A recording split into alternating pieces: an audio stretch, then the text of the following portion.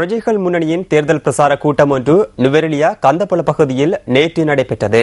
இதன்போது தெரிவிக்கப்பட்ட சில கருத்துக்கள் அடுத்து.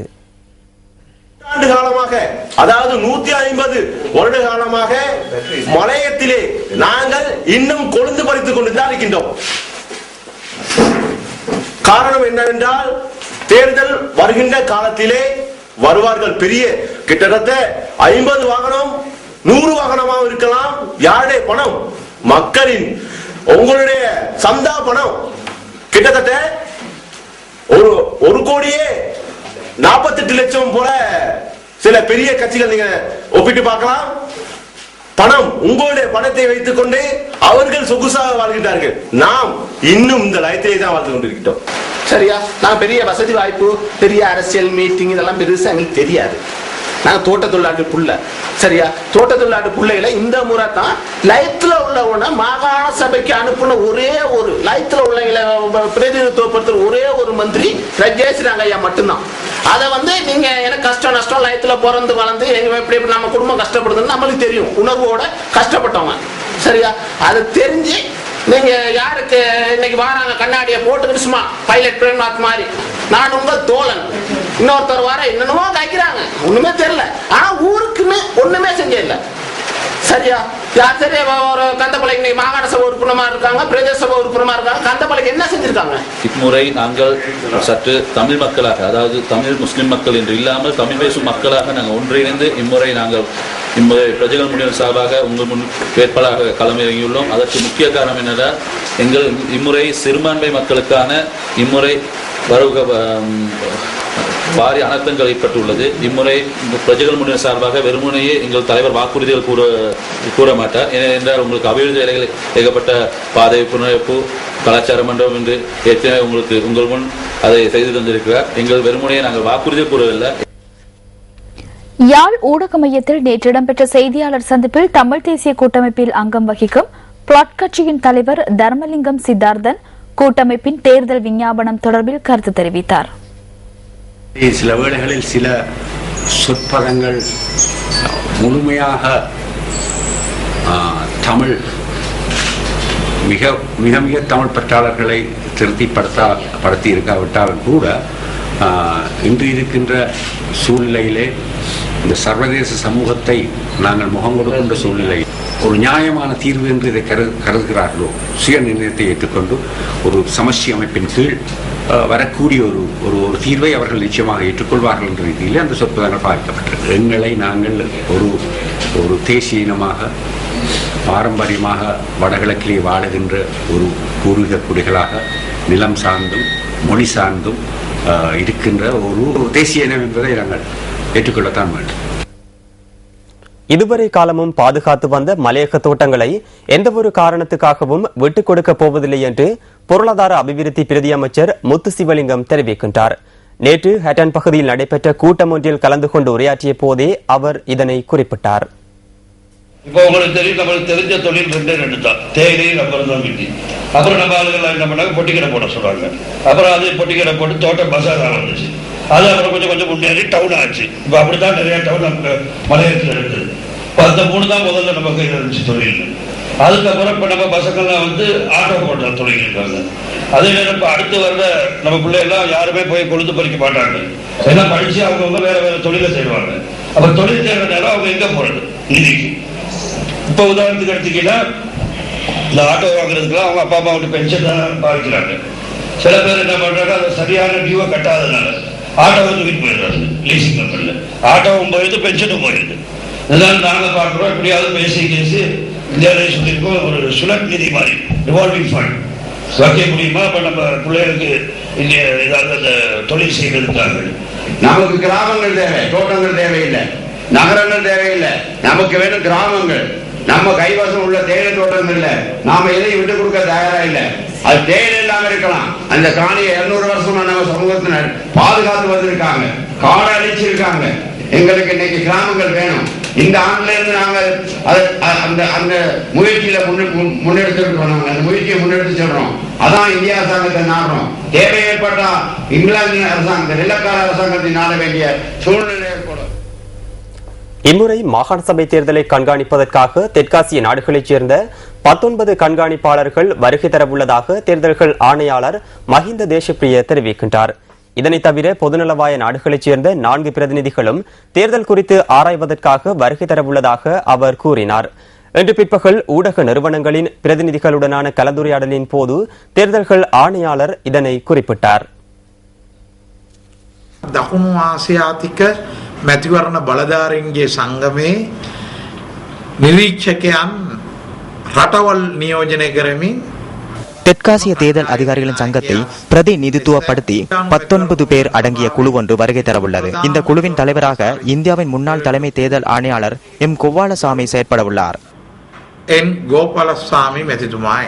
ஆளுநர்கள் தேர்தல் நடவடிக்கைகளில் ஈடுபடுகின்றமை தொடர்பிலும் ஊடகவியலாளர்கள் இதன்போது தேர்தல்கள் ஆணையாளரிடம் கேள்வி எழுப்பினர். ஒருவருக்கு அரசியல் உரிமை இருக்கிறதா இல்லையா என்பதை என்னால் தீர்மானிக்க முடியாது. தேர்தல் மேடையில் ஏறியமை தொடர்பில் கிடைத்த உறுதி செய்யப்பட்ட முறைப்பாடு ஒன்றுக்கு நான் பதில் எழுதியுள்ளேன். அந்த அரசியல் கட்சியிடம் நான் வேண்டுகோள் ஒன்றை விடுத்துள்ளேன்.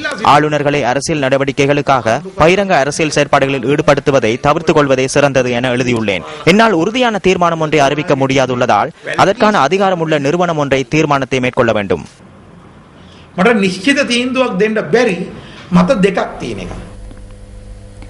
இன்றைய தேர்தல் விசேட தொகுப்பில் வடமாகாணத்தின் வவுனியா மாவட்டம் தொடர்பில் ஆராய்கின்றோம்.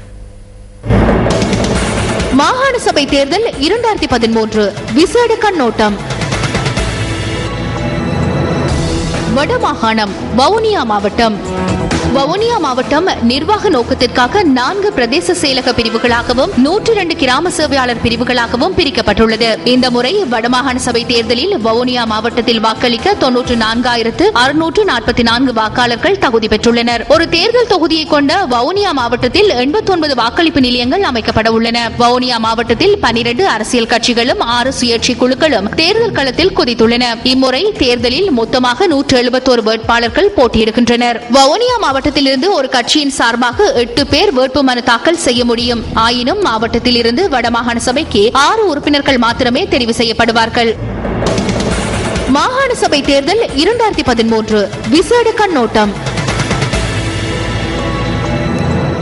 நாட்டில் ஜனநாயகம் இல்லை என்று சிலர் குற்றச்சாட்டுகளை முன்வைத்தாலும் ஜனநாயகத்தை பாதுகாத்து உரிய காலத்தில் தேர்தல் வைப்பதற்கு அரசாங்கம் நடவடிக்கை எடுத்துள்ளதாக ஜனாதிபதி மஹிந்த ராஜபக்ச தெரிவித்துள்ளார். நுவரெலியா பூண்டுலோயா பகுதியில் நடைபெற்ற ஐக்கிய மக்கள் சுதந்திர கூட்டமைப்பின் தேர்தல் பிரசார கூட்டத்தில் கலந்து கொண்டு உரையாற்றும் போதே ஜனாதிபதி இதனை குறிப்பிட்டார். மத்திய மாகாண சபைக்கு ஐக்கிய மக்கள் சுதந்திர கூட்டமைப்பில் நுவரெலியா மாவட்டத்தில் போட்டியின்ற வேட்பாளர்களுக்கு ஆதரவளிக்கும் இந்த பிரசார கூட்டம் ஜனாதிபதியின் தலைமையில் நடைபெற்றது. பூண்டுலோயா பொது மைதானத்தில் இன்று நடைபெற்ற இந்த கூட்டத்தில் அமைச்சர், பிரதி அமைச்சர்கள் உள்ளிட்ட பலர் கலந்து கொண்டனர்.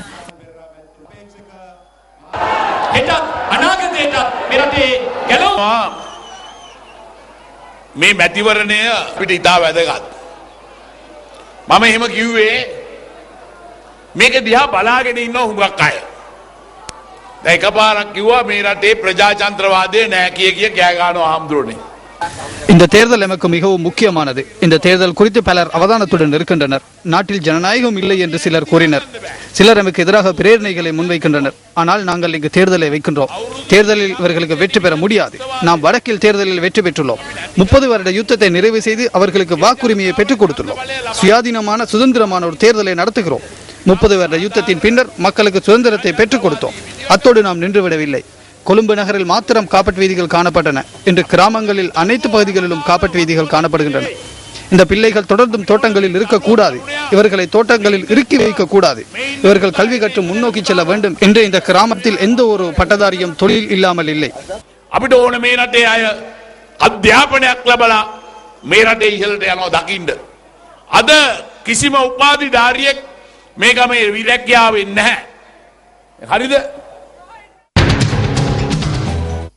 நடைபாதை வியாபாரம் மக்களுக்கு அசௌகரியத்தை ஏற்படுத்துவதாகவும் முறையற்ற ஒன்றாகவும் அமைகின்றது. பல்வேறு நிறுவனங்களுக்கு பின் மறைந்து அல்லது திட்டமிட்ட வகையில் பணம் வசூலிக்கும் அமைப்புகளின் செயற்பாடுகளினால் நடைபாதை வர்த்தகம் குறுகி வருகின்றது.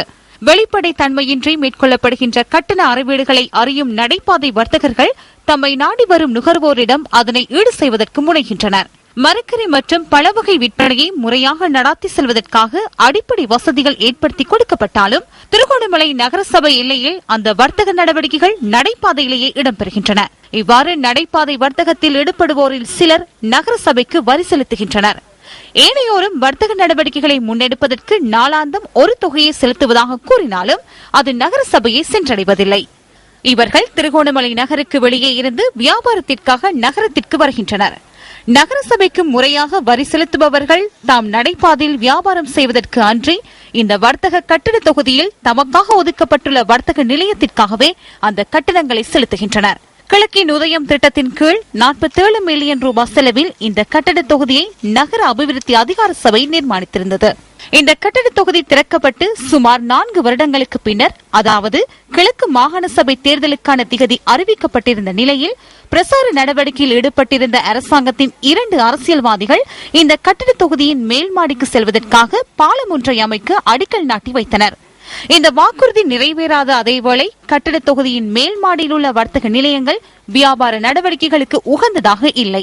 இந்த வர்த்தக நிலையங்களுக்காக வரி செலுத்தி நடைபாதையில் வியாபாரத்தில் ஈடுபட்டிருக்கும் வர்த்தகர்களுக்கு நியாயத்தை பெற்றுக் கொடுக்க முடியாமல் நகரசபை நிர்வாகம் அசௌகரியங்களை எதிர்நோக்கியுள்ளது. வெள்ளை யானையாக மாறியுள்ள இந்த வர்த்தக கட்டட தொகுதியின் குறைகள் திருத்தப்படாவிட்டால் அந்த நடவடிக்கையை நகரசபையிடமேனும் கையளிக்க வேண்டுமல்லவா? நகர அபிவிருத்தி அதிகார சபையின் தலைவரே, இது உங்களின் கவனத்திற்கு.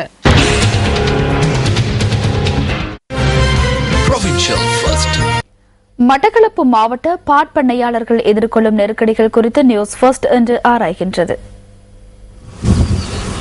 நிறைவுணவான பசுப்பால் உற்பத்தியை மேம்படுத்துவதன் மூலம் நாட்டு மக்களின் ஆரோக்கியத்தை பாதுகாக்க முடியும். கிழக்கு மாகாணத்தின் மட்டக்களப்பு மாவட்டத்தில் பால் உற்பத்தி அதிகரித்து வருகின்ற போதும் பண்ணையாளர்கள் தொடர்ந்தும் பல்வேறு இன்னல்களை எதிர்நோக்கி வருகின்றனர். மட்டக்களப்பு மாவட்டத்தில் 2011ஆம் ஆண்டு 14,000 லிட்டர் பால் உற்பத்தி செய்யப்பட்டுள்ள போதிலும் தற்போது நாளொன்றுக்கு 30,000 லிட்டர் பால் உற்பத்தி செய்யப்படுகிறது. கதிரவெளி, மாங்கனி, காலத்தமுனை, சித்தாண்டி, இலுப்படிச்சேனை, திமிலைத்தீவு, வெள்ளாவளி ஆகிய பிரதேசங்களில் 90 பால் சேகரிக்கும் பண்ணைகளும் சங்கங்களும் அமைக்கப்பட்டுள்ளன. மட்டக்களப்பு மாவட்டத்தின் படுவான்கரை பிரதேசத்திலேயே அதிகளவான கால்நடைகள் உள்ளன. எனினும் பண்ணையாளர்கள் பல்வேறு சவால்களுக்கு முகம் கொடுத்தே தமது தொழிலை முன்னெடுப்பதாக தெரிவிக்கின்றனர். மேச்சத்தரை ஒரு பெரிய பிரச்சனையாக இருக்கிறது. இது சம்பந்தமாக பல அரசியல் அதிகாரிகளிடம் முறையிட்டும் எங்களுக்கு எந்த விதமான பலனும் கிடைக்கவில்லை. மாரிப்போகத்தில் மாடுகளை கட்டுவதும் மிகவும் கஷ்டமான ஒரு நிலை. மேய்ச்சல் தரை இல்லாமை, சிறந்த கறவை பசுக்கள் இல்லாமை போன்ற பல்வேறு நெருக்கடிகளை பண்ணையாளர்கள் எதிர்கொள்கின்றனர். சுடுறாங்க, வெட்டுறாங்க, கட்டுறாங்க, கட்டி போட்டு 10,000 தான், 20,000 தான், 30,000 தான் அடி கேட்கிறாங்க.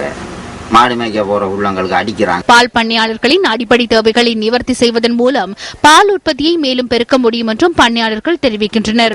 நாட்டின் பொருளாதார உற்பத்திக்கு பெரும் பங்களிப்பாக அமையும் கிழக்கு மாகாண பால் உற்பத்தி பண்ணையாளர்கள் தமது பிரச்சினை தீர்க்கப்பட வேண்டும் என்று காத்திருக்கின்றனர். உங்கள் வாழ்க்கை, எங்கள் செய்தி. சிந்தனையை தூண்டும் அறிஞர் வாக்கு அடுத்து.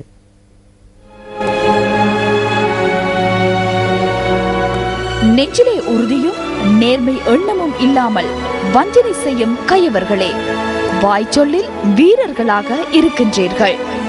மகாகவி சுப்பிரமணிய பாரதியார். உங்கள் மனம் கவர்ந்த பொன்மொழிகளை நியூஸ் ஃபர்ஸ்ட் சக்தி அறிஞர் வாக்கு பகுதிக்கு அனுப்பி வையுங்கள். மின்னஞ்சல் முகவரி newsfirst@maharaja.lk.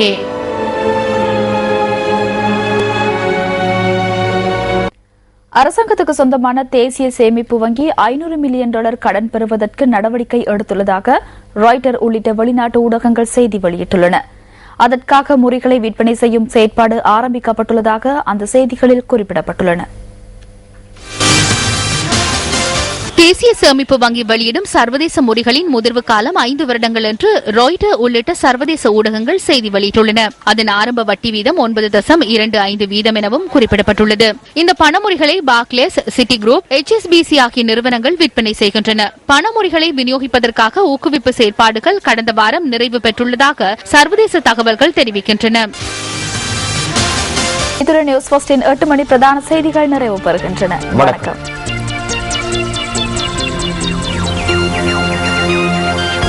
Hotline 0114-896-896. www.newsfirst.lk. Feedback at newsfirst.lk.